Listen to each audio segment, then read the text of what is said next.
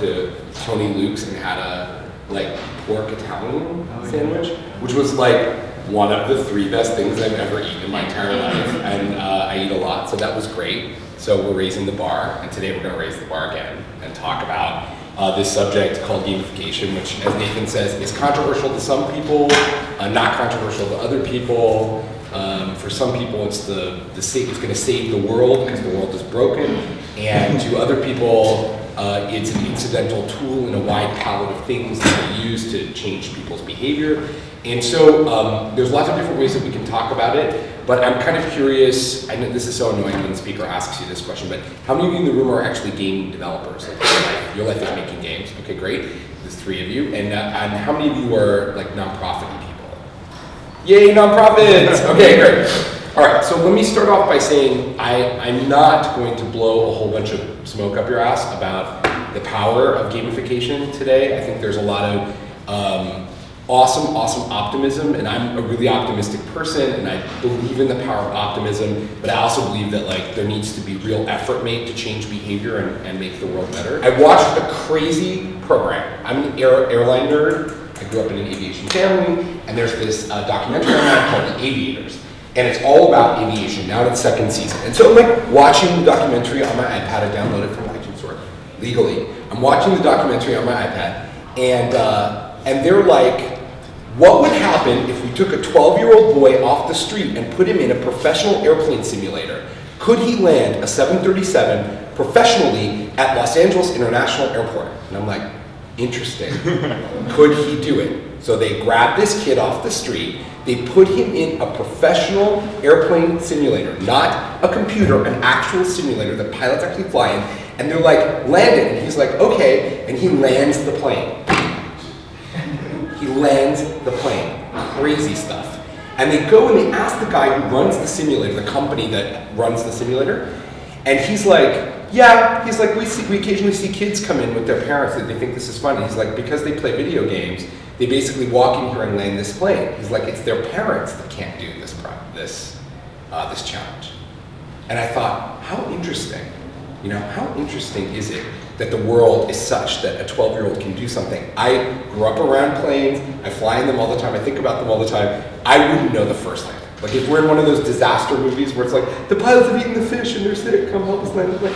I would not be the guy you want to ask, even though even though I'm going on basically 4 million miles of flying at this point. I'm not that old. And so, fundamentally, I think it poses I think it poses a kind of challenging and interesting sort of concept, which is, are people changing? Is the world different because a new kind of person is arising? And what kind of influence do games have on this new particular, let's call them consumer or advocate or partner in your process? And to me, it seems quite straightforward that is actually happening. The thing that appears to be acting on, and the characteristic of humans that we're most interested in, is a concept called fluid intelligence, which is represented as GF.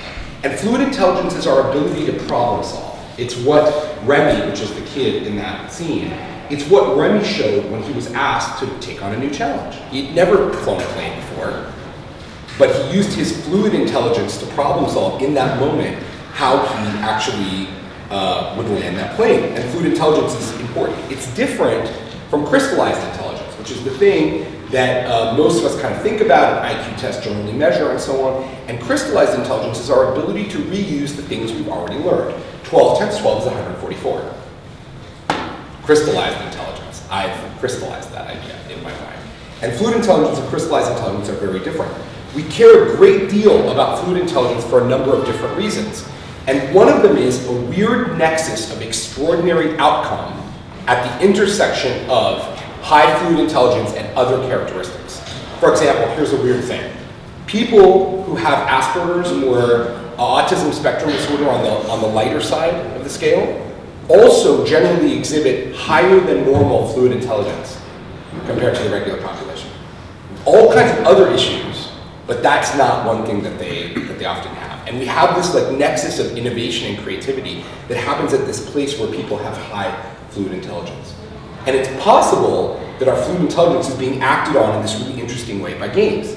And I was struck very much as well by a lecture from Andrea Kusewski at Harvard, where she talked about how you increase fluid intelligence. She was summarizing a lot of the research on the topic, and she said that there's like 5 things that people can do to raise their fluid intelligence. They can seek novelty, they can challenge themselves, they can think creatively, they can do things the hard way, and they can network. Novelty, challenge, creativity, doing things the hard way, and networking. Now, if you're a student of video games and you've played games, you might immediately recognize a pattern in these 5 things and characteristics that we often find in contemporary games. They're quite similar. And so some game developers and companies have sort of jumped on that bandwagon of like, we can raise people's intelligence using games. Probably the most emblematic example of that is a game called Brain Age, which was very popular on Nintendo handheld game devices like the DS. Can't find the connection between a game like Brain Age and increased fluid intelligence. And so that's a kind of interesting sort of an example where you say, okay, well maybe some of the promise that games could make us better and make the world a better place isn't there. But it turns out it was just the wrong kind of game. So just recently described in the New York Times, but any of you can get it, and I highly recommend that you go and download it just because it's real fucking hard. A game called N-Back. N-Back. Sometimes also shows up in searches, Dual, D-U-A-L, N-Back, because that's the common modality for it. And it's a game that definitely raises your fluid intelligence, like research-based. It is incredibly hard. It is non-trivially hard. You will want to quit. You will want to probably kill yourself at some point. But gosh, it's so much fun. And when we put this together, we look at across the kind of scope of all this stuff, and N-Back is a really interesting game where you have to like remember stuff and move back and forth through the ecosystem. It's a fascinating moment in time where we find games making all these changes. There's other cool science. There's this research from the University of Regensburg, in which Arna May and her colleagues subject a group of people to the challenge of learning a new thing, which in this case was juggling. And she monitored them over 12 weeks using MRI devices and found that after 12 weeks of juggling, there was a noticeable increase in the amount of gray matter in people's brains. On an MRI, whoa. So they redo the study in 2008 to see whether or not your performance has an effect on that. So if you're better at juggling, do you get more gray matter? It turns out it doesn't matter at all. Merely the act of playing it was the thing that caused the effect in gray matter. And so you see this like new generation that's risen, another thing that I'm struck by is this capability, this multitasking capability in today's. It's having an effect on what we call the director function, which is our ability to sort of multitask and deal with complicated challenges in the world. At the heart, what makes all of this actually work is an important chemical pathway in the brain around games. And that is that humans have this very particular characteristic. When a human is challenged to do something and then achieves that challenge, and that can be any challenge and achievement, the brain secretes a beautiful, fascinating, powerful little chemical called dopamine in response to that challenge. Challenge, achievement, pleasure. Because this challenge, achievement, dopamine release cycle occurs in every aspect of our lives where we challenge and achieve something, like running a marathon or learning a new language. Except in the video game context or the casual game context, it happens hundreds of times per hour instead of once every month or once every 6 months or once every year or 3 times a lifetime as it does in other things. And it's finely tuned for that. So it creates a significantly different kind of person out of the mix. And so I've come to the conclusion to a great extent, and I have this discussion a lot with parents, and this is just like an off-topic thing for you, but that I really don't think that kids today have ADD as is commonly, as broadly and as deeply as people believe they do. I really just think that old people's world is too slow for this contemporary consumer. I think that many of the things that I think are at my pace are just too slow for an 8 or 9-year-old today, brought up on video games with this new chemistry, with this new brain structure, with all the different things that are happening. We are witnessing a major gulf between generations, and it's mostly about attention span and reinforcement. And you can start to see this with some of the millennial generation. Anyway, the bottom line is, new consumer, different expectations, different way of viewing it. I just want to give you, it's kind of a homeopathic remedy in a way, right? If the world has changed so much with games, maybe we need to start changing systems with games as well in response to that. So I want to use a kind of simple definition of gamification, and it's the process of using game thinking and game mechanics to engage audiences, and solve problems. And the critical word on this in this description is process. Nothing is more important than process. Process. It's key. Because we don't gamify something and arrive at a finished product. Our train never pulls into gamification station. It's a constant ongoing process of evolution and achievement. It is, however, gamification, as I'll show you, predicated on 3 core disciplines, which are game design, loyalty program design, and behavioral economics. And this is the part where there's often a little bit of misunderstanding, so let me be super clear. Gamification is not all about making things into games. It's not all about bringing loyalty programs to every facet of the world. And it's not all about condition response and incentive models from behavioral economics. But each one of these 3 disciplines knows something incredibly important about changing human behavior. None of them alone are very good at it, either short-term, long-term, or profoundly. Put together, though, if you can draw from all 3 of their knowledge and put them together, then you can make amazing, amazing things happen. So, one of the other things that gamification is it's not just about throwing some badges up on your website. A common misunderstanding is that badging systems, which are very prevalent in solutions like Foursquare, where even in the names of some of the companies very involved in gamification, that those are the core features of gamification. But the truth is they're not. Their badges are incredibly, incredibly important. If you've ever been in the military or the Boy or Girl Scouts, or you own a luxury vehicle, which the little symbol is called a badge, then you know the meaning of badges and the power of badges, but they're one of the tools in the arsenal. And the second thing that we don't do anymore, we don't make everything into a game. We don't do that. We used to do that. That was gamification like before 2010. Because many companies, and I have to tell you too, in my professional life, I still get this every single week. I get somebody calling me up, literally, with something like this. Okay, draw something huge, draw something amazing. Everyone's playing draw something. Let's make a draw something for muffler repair. Like honestly, like every week, without fail. And so you have to go through this discussion and say, well, actually, that's probably not the right thing to do. Because this isn't about making your business into a games business unless that's what you already do. And this isn't about turning everything into a game-like modality. It's about taking the best lessons from games and loyalty programs and behavioral economics and using those to change people's behavior. Okay, so I'm Gabe Zichermann, as you've already heard. I come from this place, which is Toronto, in case it's not immediately obvious to you. I lived for a long time in this place, which is San Francisco. And now I live in this place and continue my love of late day, early evening shots across water. I spend a great deal of my time in this place thinking about how we change behavior. I've written 2 books, Game-Based Marketing and Gamification by Design, and I edit the main blog on the subject, which is at gamification.co. I run these 2 companies. We do cool stuff, like if you were at Social Media Week, we built this real-time, this is a completely real-time infographic system for Social Media Week, which was kind of fun.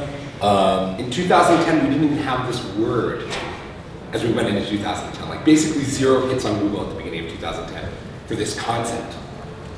Growing at a breakneck pace. By that same point, M2 research says US companies alone will spend $2.5 billion on gamification a year. This is a very, very rapidly growing business. And the principal reason why it's growing so rapidly is because it's actually working. and it's working to deliver critical metrics of success for all kinds of organizations, nonprofits, governments, for-profit companies, educational institutions. We're really having an amazing pool of both early examples and kind of longer-term examples that are successful. And because it's so metrics-oriented, people are really into it. And those metrics are critical. So, at the core though, there's 3 elements that make a gamified system really work. This is so simple, it's disarmingly simple. Feedback, friends, and fun, 3 Fs. Zynga is the main competitor of Kiva. Kiva is about doing good. Zynga makes mindless games that would just play forever, over and over and over again. How is it possible that these 2 companies compete? What's their intersection point? Here it is, I'll lay it out for you. All of everything that you do in this room right now, just about, I don't know what all of you do, but I'm guessing, is completely optional. Nobody is required to do the thing that you are trying to get them to do. The list of things that humans have to do every day, have to do, is very, very small. What does that list look like?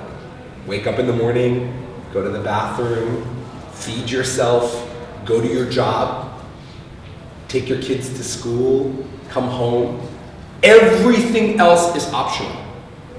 And in a world where they have easy choice of one thing to the next, the optional activity with the greatest amount of feedback, friends, and fun is the one that's going to dominate their time. That's the reason why people are playing more games and watching less television. It's not that television isn't great at what it does, it's just not as good at this as games are. And similarly with you, what we used to think of as the do-gooder bucket of time and the entertainment time and the learning to cook time, completely separate vessels of time for a consumer, is not true. That's not how people behave. Required time and optional time is more or less what the world. And Foldit is a gamified experience designed at the University of Washington, and they had the most amazing thing happen. So last year, for 15 years, scientists have been working to figure out the DNA and RNA composition of a particular protein that's implicated in HIV. And they've really been trying to figure this out for 15 years. They've been working on it, have not been able to sequence the DNA of this particular protein. In 10 days, 46,000 people playing Foldit sequenced that genome. 15 years, 10 days. Seriously, no, true story. Foldit. And it's a game that has people doing an activity that isn't fun in the strict sense of the word. It's folding proteins.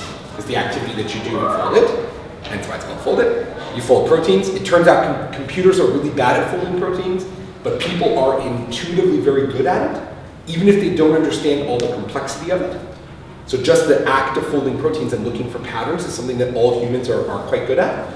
So this game exploits that kind of crowd work concept in the frame of a positively reinforced game to get you to do that.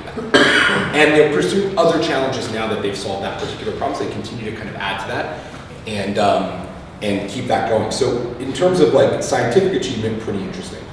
Another kind of cool change, if you've ever worked in a big company, one of the things that that happens a lot in big companies is your annual review is a pretty fucking annoying thing. Usually it looks like feedback in a big company looks something like once a year your manager begrudgingly shows up and after HR and legal maybe have approved what he has to say, slides you a piece of paper with some bullshit on it, and you get your approved review and you move on and you don't do that. You can instantaneously give people feedback for everything they do for you. Like, hey, thanks for setting up this awesome conference. Great cup of coffee, thanks for bringing that to me. You were awesome with those TPS reports, thanks. And so you're giving people a sort of constant real-time stream of feedback on all the things that they do for you. And the reward for that is in virtual items rather than cash items. So it's like achievements that you earn and points and stats and so on, which are pretty interesting, powerful things that companies can do. And some organizations have standardized on this approach for feedback entirely. Facebook only uses this. as the annual review model or the review model inside the organization. Constant, classic teaching. So knowing where the students are at, helping them out, walking around, talking to them, making sure they're getting everything that they need, structuring the lessons, all that kind of stuff. But the core curriculum has been replaced with video games. In 18 weeks, his class of failing third graders moved up to a mid-fourth grade level in reading and math. He's repeated that 2 years in a row now, the same basic curriculum. I had the chance to drop in on him, his class actually, when I was in Minneapolis. And the amazing part was I showed up at free period, like when the kids can literally do anything they want at all. And guess what they were doing during free period? They were playing their educational games. I didn't give you a chance to guess, but it's true. That's what they were doing. I was in shock. I was like, what is going on? Because that doesn't make any sense. That's not what I did during free period, right? They were sitting there playing their educational games in groups together. And when they're interrogated about what they like about Mr. Pai's class, what's effective about it, they say they love that it's social and they love that it's fun. Feedback, friends, and fun. I love it so much. Okay, another great example from education. This is Codecademy. This is an online site, I see many of you shaking your head, so maybe you've been there. This is an online site designed to help you learn how to code, write software. The founders have a kind of triple bottom line worldview, and one of them is that being able to write software is a critical skill in the 21st century. They're probably right about that. And that it's important and meaningful for moving society forward, so they wanted to teach people how to teach people how to code. So they built a completely gamified coding system. The actual lessons are in game form. The teachers create kind of like learning games with all the achievements and levels and stuff that you would expect to see. In a year, they've had nearly 1 million people learn to write software. And this is a momentous, momentous achievement. When you consider that all the tools to learn how to write software have basically always been free because of how the software community is structured. So there's been no lack of information. If you want to learn how to write any piece of software, you can go online right now, type in whatever the language is, Ruby, and you'll get like 1 million different things for free that you can do to learn to code. What's different here is that by structuring the engagement process of the player, by thinking about that over the arc of the journey and thinking about the teachers as well and how they're engaged, Codecademy has been able to do just an amazing, amazing. Companies like Zynga live or die by their metric system. And they brought a very particular view of consumer behavior to the table that I think is interesting to us. They view all behavior as a funnel, right? And the funnel is more or less measuring actions of significance to the organization. At the top, you have everybody in the whole universe is a possible entry, is a possible thing that you can feed into that funnel. And those people can be thought of as customers or future customers, but either way, they touch you at the top with a very lightweight action, like clicking a like button on your Facebook page. That's the action at the top. And at the bottom, they're doing things like going out and knocking on doors and asking people to come join your program, or right, giving you tons of money, running fundraisers for you, whatever that behavior set is. So they define this kind of funnel that brings people from one point to the other. And their whole goal is to raise engagement of the user to push them down the funnel. The higher your engagement, the more likely you are to keep moving down that. We design not for the rational person, we design for the emotional person. It's a small but significant change. And so the difference between those two things, the action and expected reaction difference between those two things is significant enough to drive behavior change across all of these different examples. And these are just a few examples. There's a bunch more on the website that I find really fascinating. And the key thing that I want you guys, especially on the nonprofit side, to understand is we can make behavior change. We can make games to change behavior, or we can make games that allow you to check a box that says you made a game in response to your particular problem. And some of you are laughing because you know exactly what I'm talking about. And for some people, that's not necessarily intuitive.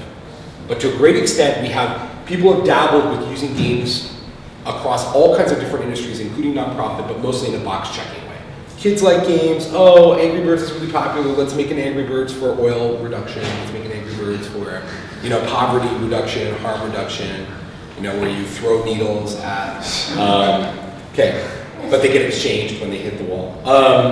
I think that that's fine. I think that that's fine. I don't think that that's what we should be striving for.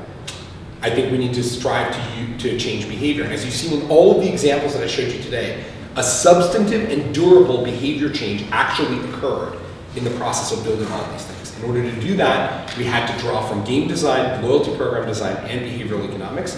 We needed to think about things as a process and design for the emotional person. There's lots of granular detail around that you can read about on my blog or books or whatever. I'm happy to talk about it. But it's that long-term behavior change view that I think is really exciting and what I hope that we can foster with these techniques. So like I said again, it's at Zichermann for stuff that we do after today that we don't get to.